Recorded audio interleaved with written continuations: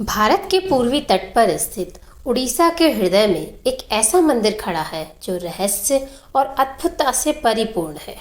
जी हाँ, हम बात कर रहे हैं पुरी में स्थित जगन्नाथ मंदिर की। नमस्कार दोस्तों, आप सभी का मैं स्वागत करती हूँ अपने चैनल स्टोरीज वॉल्ट में। 12वीं शताब्दी में बना ये मंदिर न केवल हमारे 4 धाम में से एक है, बल्कि एक ऐसा स्थान है जहाँ प्रकृति के सामान्य नियम व विज्ञान के तर्क दोनों फेल होते दिखाई देते हैं। इस मंदिर की कहानियाँ व रहस्य आपस में कुछ यूं घुल मिल गए हैं कि सदियों से वैज्ञानिक और भक्त दोनों ही चकित हैं। इसकी कहानी की शुरुआत होती है भगवान श्री कृष्ण की मृत्यु के साथ। त्रेता युग के अंत में महाभारत का युद्ध समाप्त होने के बाद एक दिन श्री कृष्ण द्वारिका के वन में किसी पेड़ के नीचे विश्राम कर रहे थे। ठीक उसी समय ज़ारा नाम का एक शिकारी भी उस वन में शिकार करने निकला। सोते हुए श्री कृष्ण के तलवों को हिरन का कान समझकर ज़ारा ने तीर चला दिया।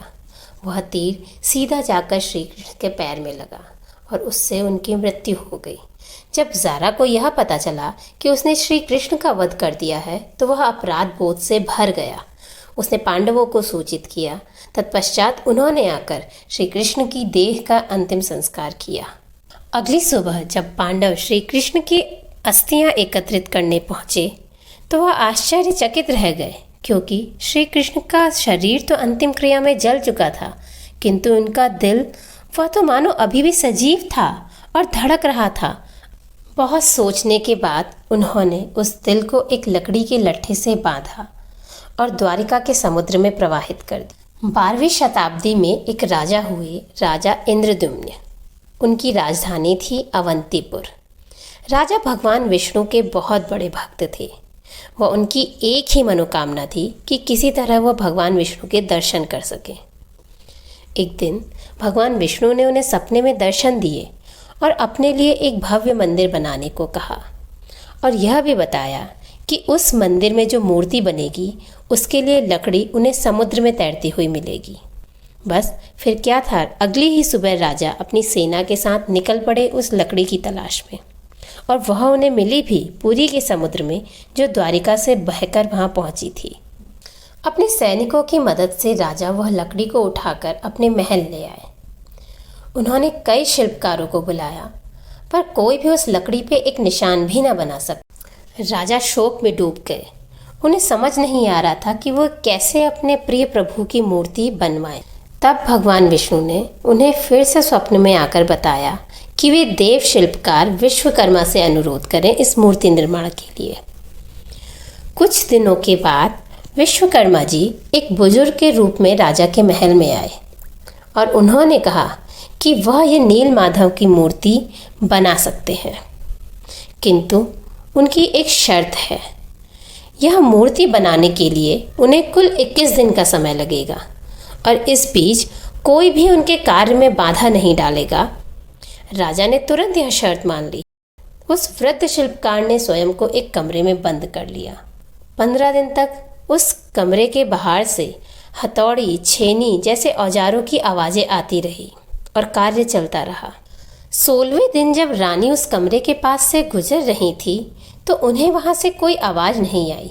वह घबरा गई और तुरंत राजा के पास गई और उन्होंने राजा से कहा कि वे उस कमरे के द्वार खुलवाएं और देखें कि कहीं वृद्ध शिल्पकार भूख प्यास से मर तो नहीं गया। राजा बहुत दुविधा में पड़ गए।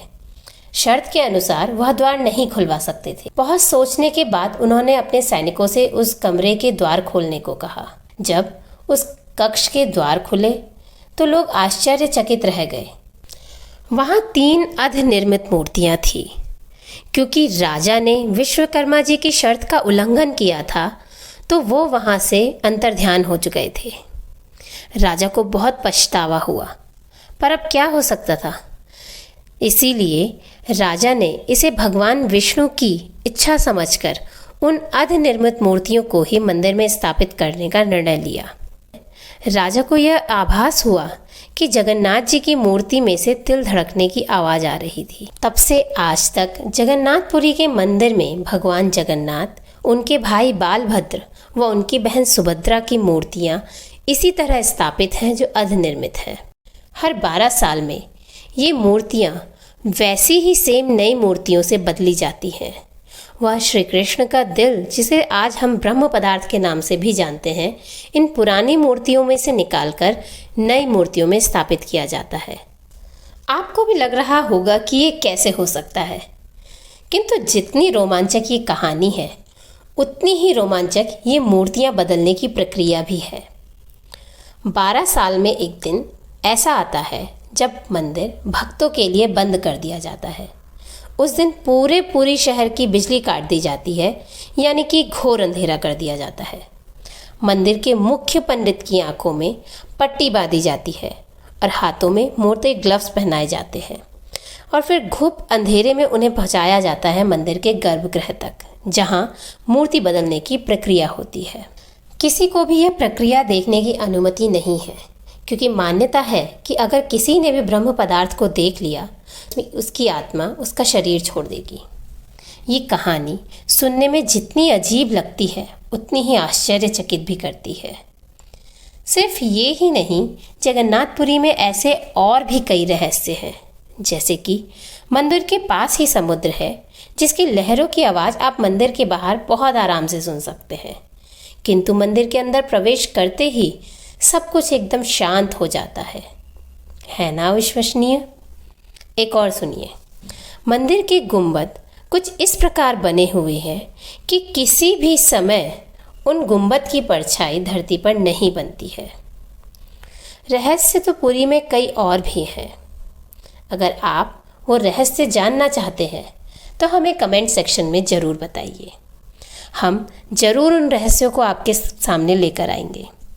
और ऐसी और कहानियों के लिए हमारे चैनल को सब्सक्राइब कीजिए। तब तक के लिए जय जगन्नाथ।